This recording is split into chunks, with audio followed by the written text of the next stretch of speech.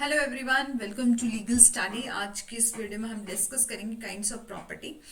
और इससे पहले मैं आपको बता दूं, ये हमारा यूट्यूब चैनल है। यहाँ आप लगभग देख सकते हैं हमने ज्यूरिस्प्रूडेंस को लगभग कवर ही कर लिया है। वहाँ सभी जैसे कि nature, scope of jurisprudence, schools of jurisprudence और फिर सोर्सेज कौन कौन से, सभी चीज़ों को कवर कर लिया। लॉ एंड मॉरलिटी का कंसेप्ट भी कवर कर लिया है। यदि आपने इन वीडियो को नहीं देखा है तो मेरी चैनल में जाके इन वीडियो को देख सकते हैं। साथ ही साथ पहले बात करते हैं प्रॉपर्टी की। तो प्रॉपर्टी होती क्या है? जब भी आपको किसी प्रॉपर्टी, एक मटेरियल थिंग पर आपको जब राइट मिलता है, प्रोप्राइटरी राइट मिलता है, उसे हम प्रॉपर्टी बोलते हैं। ठीक है। और बोला है अनदर सेंस में प्रॉपर्टी सिर्फ इंक्लूड करती है आपकी कुछ proprietary right, right and RAM. ठीक है। फॉर एग्जाम्पल के लिए पेटेंट और राइट। ठीक है। इसमें आपको प्रॉपर्टी के, प्रोप्राइटरी राइट के अलावा कोई और राइट, पर्सनल राइट जो है वो नहीं मिलते हैं। ठीक है। और ये बोला है property cover only the person right, person only the person proprietary right, और अपोज करते हैं पर्सनल राइट से। ठीक है। अब बात करते हैं काइंड्स ऑफ प्रॉपर्टी की। तो काइंड्स कौन कौन से हैं? आपने देखा होगा कि जब हमने लास्ट डिस्कस किया था, जब हमने राइट का कंसेप्ट डिस्कस किया था, तभी हमने देखा था कि कुछ राइट होते हैं जो कॉर्पोरियल राइट होते हैं, इनकॉर्पोरियल राइट होते हैं। बेसिकली इसका मतलब होता है कॉर्पोरियल चीज which is tangible in nature, which can be seen और टच। ठीक है। उसे बोलते हैं कॉर्पोरियल। और ऐसी प्रॉपर्टी को बोलते हैं कॉर्पोरियल प्रॉपर्टी। इनकॉर्पोरियल जिसको कि हम टच नहीं कर सकते, सीन नहीं कर सकते, ऐसी प्रॉपर्टी को इनकॉर्पोरियल प्रॉपर्टी बोलते हैं। कॉर्पोरियल प्रॉपर्टी क्या होती है? जो कि विजिबल होती है और टेंजिबल होती है। ठीक है। और जो इनकॉर्पोरियल प्रॉपर्टी होती है वो ना तो विजिबल होती है ना तो टेंजिबल होती है। ठीक है। मोर ओवर बात करें कॉर्पोरेट प्रॉपर्टी की, जिसमें हमें राइट ऑफ ऑनरशिप मिला होता है मटेरियल थिंग्स पर, और वेयर एज इनकॉर्पोरियल प्रॉपर्टी में इनकॉर्पोरियल राइट मिला होता है राइट एंड रैंक। ठीक है। बात करते हैं कॉर्पोरियल एंड इनकॉर्पोरियल प्रॉपर्टी की। तो there are the two categories of property है कॉर्पोरियल प्रॉपर्टी, जो कि टेंजिबल इन नेचर होती है, ऐसी प्रॉपर्टी जो कि एग्जिस्ट करती है फिजिकली, जिसको हम देख सकते हैं, विच कैन बी सीन और टच, और फॉर एग्जाम्पल के लिए हाउस, लैंड और ऑर्नामेंट। ठीक है। और बात करते हैं इनकॉर्पोरियल प्रॉपर्टी की, जो कि इंटेंजिबल इन नेचर होती है, जो एग्जिस्ट में तो होती है बट इनविजिबल होती है। ठीक है। हम उसको देख नहीं सकते, और इंटेंजिबल इन नेचर होती है। और फॉर एग्जाम्पल के लिए इसका राइट टू इजमेंट और कॉपीराइट, पेटेंट राइट। ठीक है। और बात करते हैं मूवेबल और इमूवेबल की। तो हमारी जो कॉर्पोरियल प्रॉपर्टी है वो मूवेबल भी हो सकती है, इमूवेबल भी हो सकती है, नेचर हो सकती है। ये बेसिस ऑफ द काइंड और क्लासिफिकेशन है। और हमारा section 3 of the general clauses act बोलता है, section 2 sub clause 6 of Indian registration act में भी डिफाइन किया है the term of immovable property को। ये इंक्लूड करते हैं ऐसी लैंड जो कि अटैच टू द अर्थ है। ठीक है। और ऑन द अदर वर्ड्स में हम कह सकते हैं कि मूवेबल प्रॉपर्टी इंक्लूड करती है corporeal property which is not movable, which is not immovable. मतलब मूवेबल कौन हुई? जो कि इमूवेबल नहीं है। ठीक है। और ये इंक्लूड करती है फर्नीचर, स्टेशनरी आइटम्स, मतलब जिनको मूव किया जा सके, one place to another place move किया जा सके। ठीक है। The concept of immovable property hold करती है ग्रेटर इंपॉर्टेंस और elaborately been the deal under the Indian statute. ठीक है। इसमें हमें बहुत जुडिशरी के द्वारा रिकॉग्नाइज किया गया है मूवेबल प्रॉपर्टी को भी, जैसे right to be, right to collect rent of immovable property. ठीक है। और बोला ऑन द अदर हैंड हम देखते हैं कुछ फॉलोइंग जुडिशरी के द्वारा रिकॉग्नाइज किया है मूवेबल प्रॉपर्टी को, कि स्टैंडिंग टिम्बर जो है वो इमूवेबल प्रॉपर्टी जो है वो नहीं है, मतलब मूवेबल प्रॉपर्टी है, which is not immovable property, standing timber, growing crops, grass और रॉयल्टी। ठीक है। और डिग्री ऑफ सेल और the sale of immovable property और मॉर्गेज। ठीक है। बात करते हैं पब्लिक और प्राइवेट प्रॉपर्टी की। ठीक है। पब्लिक प्रॉपर्टी क्या होती है? जो कि ओन की जाती है by the public, such as a same the governmental capacity. ठीक है। इन अदर वर्ड्स में हम कहते हैं जो कि ओन की जाती है by the government and used for user use for the benefit of the public, मतलब ऐसी प्रॉपर्टी जिसका हम यूज करते हैं for the benefit of public के लिए, जहां पर बहुत जैसे होता है ना कि पब्लिक पार्क बनाए जाते हैं जो कि सभी लोगों के लिए फ्री होते हैं, वहां आने जाने के लिए कोई किसी को नहीं रोकता, क्योंकि और कोई चार्जेस जो है वो वहां पे नहीं करने पड़ते हैं, यदि देने भी पड़ते हैं तो वो गवर्नमेंट को देने पड़ते हैं, ठीक है। और प्राइवेट प्रॉपर्टी ऐसी प्रॉपर्टी होती है जो कि किसी पर्टिकुलर किसी पर्सन के द्वारा ओन की जाती है, इंडिविजुअल के द्वारा ओन की जाती है, उसको प्राइवेट प्रॉपर्टी कहते हैं। Residential house of a citizen में बी अ प्राइवेट प्रॉपर्टी, ठीक है। बात करते हैं रियल और पर्सनल प्रॉपर्टी की, तो real property mean distinction between difference between real and property personal property basically originate होती है फ्रॉम द रोमन लॉ, ठीक है।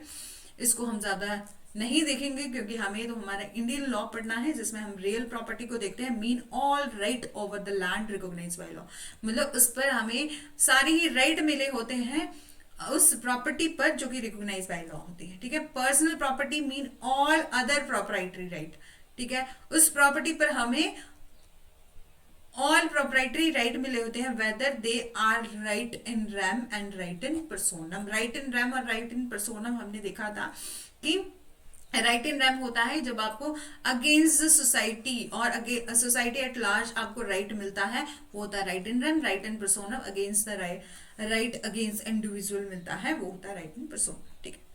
बात करते हैं राइट इन री एलिनिया और री प्रोप्रिया। री एलिनिया को हमने देखा था जब आपको राइट मिलता है। Re propria is an immaterial form of a property. These are the product of human skill and labor, patent, copyright और commercial right और goodwill may be include under this category.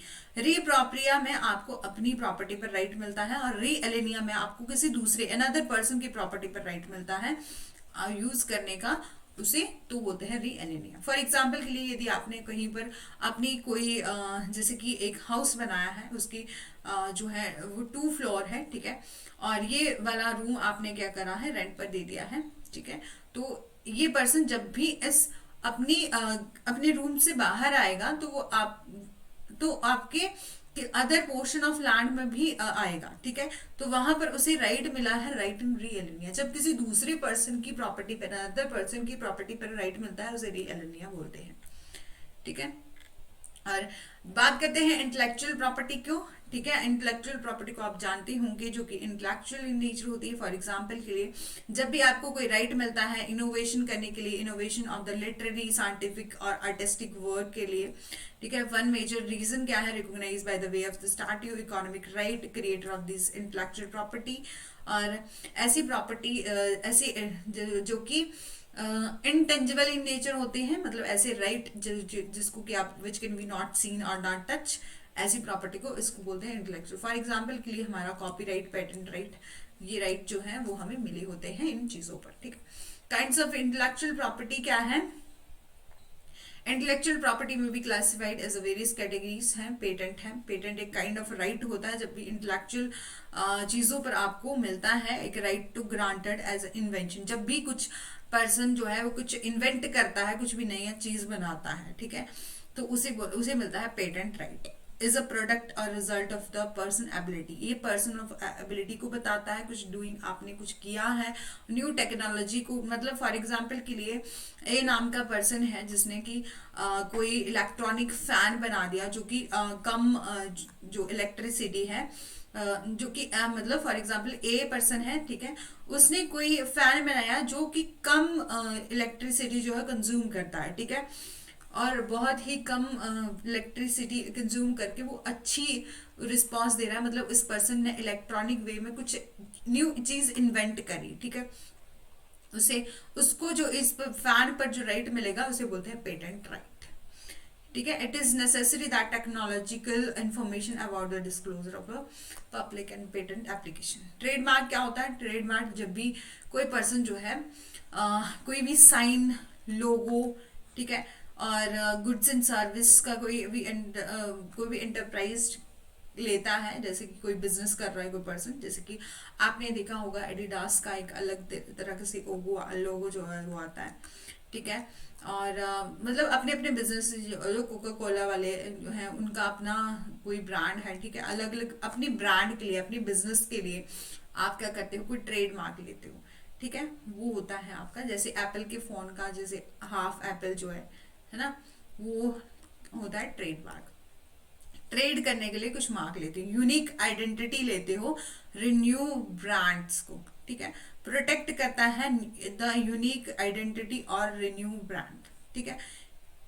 For example के लिए trademark would be the logo, logo हो सकता है, slogans हो सकता है, ब्रांड्स होता है, टू मेक अ प्रोडक्ट और आइडेंटिफिएबल, ठीक है। कॉपीराइट मिलता है आपको available to the creation of, यदि आपने कोई बुक लिखी है, आपने कोई म्यूजिक बनाया है, आर्टिस्टिक वर्क किया है, कोई ड्रामा बनाया है, ठीक है, सिनेमाटोग्राफ एक्ट किया है, साउंड रिकॉर्डिंग करी है, जो डिटरमाइन करती है whether and what condition original work में बी यूज। जैसे होता है ना कि किसी ने बुक लिखी, तो उस बुक पर ऑथर को क्या मिलता है, कॉपीराइट मिलता है, ठीक है।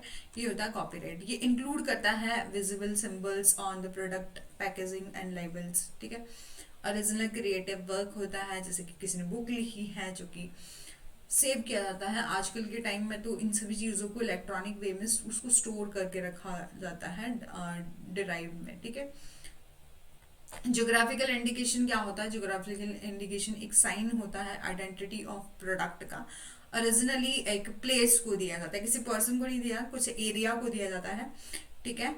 और and quality characteristics of reputation, और उस चीज़ को वो रेपुटेशन मानते हैं, ठीक है। और place of origin, for example के लिए रिसेंटली जो रसगुल्ला है फ्रॉम द उड़ीसा, एंड जो कड़कनाथ है, कड़कनाथ चिकन एक ब्रांड, मतलब एक डिश है, इसको जीआई टैग मिला हुआ है मध्य प्रदेश में, ठीक है।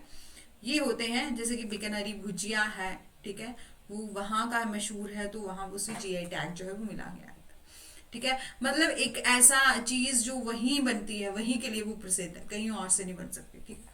और इंडस्ट्रियल डिजाइन क्या होता है, कोई भी ऐसा डिजाइन जो रिलेट करता है किसी प्रोडक्ट से which are the part of the industry setup, and it refer करता है शेप, कॉन्फ़िगरेशंस, कलर और pattern which may be ornamental और एस्पेक्ट ऑफ प्रोडक्ट, एंड जो ऑनर है वो रजिस्टर्ड कराता है अपने इंडस्ट्रियल डिजाइन को, और उसको उसे राइट है प्रिवेंट करने के लिए third party from the making of selling importing article wearing a design, ठीक है। मतलब जब भी कोई पर्सन जो है वो अपनी कुछ इंडस्ट्री लगा रहा है या कोई भी प्रोडक्ट बना रहा है, उसका उसे एक इंडस्ट्रियल डिजाइन मिला होता है, और वो क्या कर, यदि कोई पर्सन जो है उसके डिजाइन को कॉपी कर रहा है, तो वो उस पर जो है वो केस फाइल कर सकता है, ठीक है। नेक्स्ट करते हैं ट्रेड सीक्रेट क्या होता है। ट्रेड सीक्रेट, यदि किसी पर्सन ने कोई ऐसा ट्रेड सीक्रेट और प्लान जो है वो बनाया है अपने बिजनेस को करने के लिए, ठीक है, तो कोई भी पर्सन जो है वो उसके सीक्रेट को जो है कॉपी नहीं कर सकता। मतलब ट्रेड सीक्रेट क्या है, इनिशियल स्टेप है इन्वेस्टर का, और ये दैट एसेंशियल आइडिया और formula behind the unique trade opportunity, ठीक है। एक पर्सन और ऑर्गेनाइजेशन जो क्या करता है, अनऑथराइज यूज ऑफ सीक्रेट्स हों और guilty of unfair trade practice कर रहा है, ठीक है, तो उसके खिलाफ जो है वो केस कर सकता है। फॉर एग्जाम्पल के लिए recipe of a popular noodles brand may be considered as a trade secret, ठीक है।